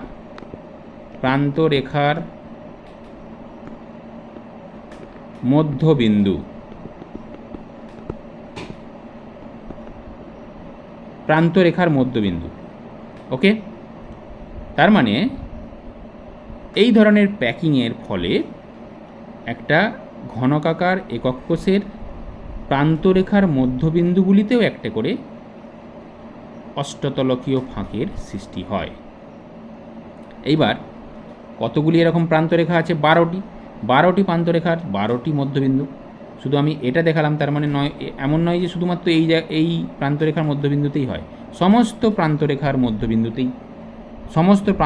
মধ্যবিন্দুতেই কিন্তু এরকম অষ্টতলকীয় ফাঁকের সৃষ্টি হবে। এরকম আমি দেখো চিহ্নিত করছি কতগুলো প্রান্তরেখার মধ্যবিন্দু আছে। এটা একটা। ওকে, এই জায়গায় হতে পারে এটা একটা অলরেডি আমি দেখিয়েছি। তাহলে 1 2 3 4 5 6 আর 7 এইটা একটা আছে 7 8 9 10 11 12। ওকে, তাহলে 12টা প্রান্তরেখার মধ্যবিন্দুতে একটা করে অক্টাহেড্রাল ভয়েড হবে। তার মানে টোটাল অক্টাহেড্রাল ভয়েড হলো কটা না, একটা দেহকেন্দ্রে হয়েছে আর 12টা প্রান্তরেখার মধ্যবিন্দুতে 12টা, মানে মোট 13। তাহলে এই ইউনিট সেলেতে মোট 13টি অক্টাহেড্রাল ভয়েড হয়েছে, 13টি অক্টাহেড্রাল ভয়েড হয়েছে। তার মানে পার্টিকেল আছে 4টে, আমরা জানলাম। তা 4টে পার্টিকেলের জন্য কি 13টা হলো? তা কিন্তু নয়।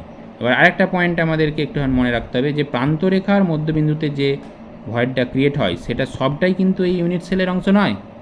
প্রান্তরেখার মধ্যবিন্দুতে থাকলে কত করে শেয়ারিং হয়? 1/4 করে শেয়ারিং হয়।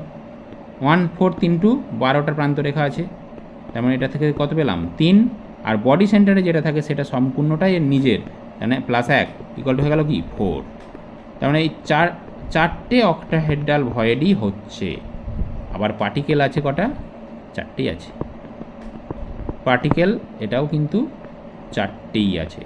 তার মানে পার পার্টিকেলে একটা করেই কিন্তু অক্টাহেড্রাল ভয়েড ক্রিয়েট হয়, সেটা আমরা এখানে প্রমাণ করে দিলাম। বোঝা গেল? তো সেই তথ্যগুলোই আমার এখানে দেওয়া আছে, একটু ভালো করে দেখে নাও। একক কোষের প্রতিটি প্রান্তরেখার মধ্যবিন্দুতে একটি করে অষ্টতলকীয় ফাঁকের সৃষ্টি হয় এবং হিসাবটা এখানে দেখানো হয়েছে যে এখন প্রান্তরেখার মধ্যবিন্দুতে গঠিত ফাঁকগুলি 4টি একক কোষের সাধারণ অংশ। অতএব প্রতি একক কোষের জন্য গঠিত অষ্টতলকীয় ফাঁকের সংখ্যা হবে 12 × 1 + 1 = 4। তার মানে এখান থেকে আমরা বলতে পারি এইটা সমানই আবার কি পৃষ্ঠকেন্দ্রিক ঘনকাকার একক কোষের কোণা সংখ্যার সাথে সমান। তার মানে কোণা সংখ্যার সমান সংখ্যক, ওই জন্য দেখো নিচে দেখানো হয়েছে। তাই বলা যায় যে কেলাসের কণা সংখ্যার সমান সংখ্যক অষ্টতলকীয় ফাঁকের সৃষ্টি হয়। তার মানে এই দুটো বিষয় থেকে আমরা এই সামারিটা করতে পারি। দেখো সেই সামারিটা আমরা এখানে দেখিয়ে দিয়েছি, এটা মনে রাখবে যে কেলাসের কণা সংখ্যার দ্বিগুণ সংখ্যক চতুস্তলকীয় ফাঁকের সৃষ্টি হয় আর কেলাসের কণা সংখ্যার সমান সংখ্যক অষ্টতলকীয় ফাঁকের সৃষ্টি হয়। অর্থাৎ n যদি কেলাস গঠনে কণা সংখ্যা হয় তাহলে টেট্রাহেড্রাল ভয়েড সেটা হবে কত না 2n সংখ্যক, আর অক্টাহেড্রাল ভয়েড সেটা সমান হবে n সংখ্যক। এটা বোঝাচ্ছি। আশা করি এই জিনিসটা বুঝতে আর কিছু অসুবিধা নেই।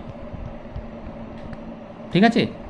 আচ্ছা, এইবার আমরা এই ধারণাকে কাজে লাগিয়ে কতগুলি যৌগের কিন্তু সংকেত কিভাবে নির্ণয় করতে হয় সেটা একবার শিখব। আমরা ইউনিট সেলে পার ইউনিট সেলে কতগুলি কণা থাকে তার কনসেপ্ট থেকে যৌগের আণবিক সংকেত নির্ণয় আমি দেখিয়েছি, তোমরা সেগুলো সব নিজেরা পেরেওছো। এবং এরপরে আমরা দেখব যে এই চতুস্তলকীয় বা অষ্টতলকীয় ফাঁকে কণার অবস্থানের ভিত্তিতে যৌগের সংকেত কীভাবে নির্ণয় করতে হয়। দেখো, চতুস্তলকীয় এবং অষ্টতলকীয় ফাঁকে বা ফাঁকা স্থানে কণার অবস্থানের ভিত্তিতে যৌগের সংকেত নির্ণয়। আমি একটা দেখিয়ে দিচ্ছি, আমি আর কিছু হোম টাস্ক তোমাদের বাড়িতে দিয়ে দেবো, সেগুলো করবে। পরের দিন আমি ওইগুলো সলভ করে তারপরে নতুন পড়াতে যাব। দেখো, ফার্স্ট ওয়ান, একটি যৌগ এ ও বি মৌলের সমন্বয়ে গঠিত। বি মৌলটির ঘনকাকার ঘনসন্নিবেশ গঠন করলে এবং এ মৌলটি সমস্ত অষ্টতলকীয় ফাঁকা স্থানে অবস্থান করলে যৌগটির সংকেত কী হবে? খুব সহজ বা সিম্পল একটা প্রবলেম। কীভাবে করতে হয় শুধু একটু প্রসেসটা বলে দিচ্ছি। দেখো, একটা করে দিচ্ছি অ্যান্সার। এখানে কি দেখতে হয় না, ঘনকাকার ঘনসন্নিবেশ বা সিসিপি বিন্যাস হচ্ছে কোন কণাটা সেটা আমি দেখব। এটা দু রকমভাবে করা যায়। আমি টোটাল সিসিপি বিন্যাস হয়েছে যে পার্টিকেলটা তার টোটাল নাম্বার আমি ক্লাসের মধ্যে n ধরে নিতে পারি, তার রেসপেক্টে এবার টেট্রাহেড্রাল বা অক্টাহেড্রাল ভয়েডের নাম্বারটা বের করব। এটা একটা প্রসেস হতে পারে। আর একটা হচ্ছে ইউনিট সেলে পার্টিকেল নাম্বার থেকে আমরা এর গণনাটাও করতে পারি বা সংকেতটা নির্ণয় করতে পারি। আমি ইউনিট সেল ধরেই করে দিচ্ছি। তাহলে বি কণার সিসিপি বিন্যাস হয়েছে, এটা লিখব যে বি কণার সিসিপি বিন্যাস হয়েছে।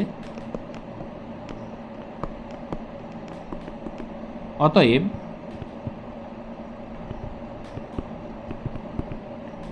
একক কোষ প্রতি বি কণার সংখ্যা কত হবে? অবভিয়াসলি 4 হবে, কারণ যেহেতু এটা এফসিসি ইউনিট সেল, কারণ সিসিপি বিন্যাস হলে সেটা কিন্তু একক কোষটা এফসিসি টাইপের হয়। তাহলে বি কোণা কিন্তু 4টে থাকবে। এবার অষ্টতলকীয় ফাঁকের সংখ্যা, অষ্টতলকীয় ফাঁকের সংখ্যা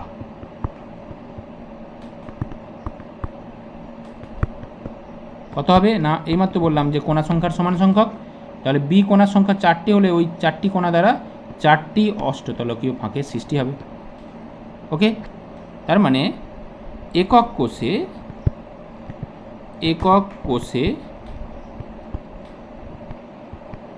এ ও বি কোণার সংখ্যার অনুপাত কত হবে? অনুপাত এটা সমান হবে 4:4, ঠিক কি না? কারণ দেখো অষ্টতলকীয় ফাঁকের সংখ্যা 4 যদি হয়, এখানটা এটা আমরা লিখে দিতে পারি, এটা সমানই হবে কি না এ কোণার সংখ্যা। কারণ বলাই আছে দেখো যে এ মৌলটি সমস্ত অষ্টতলকীয় ফাঁকা স্থানে অবস্থান করছে। তাহলে কোণা সংখ্যার অনুপাত 4:4, মানে এটাকে আমরা বলে নিতে পারি 1:1। দ্যাট মিনস যৌগের সংকেত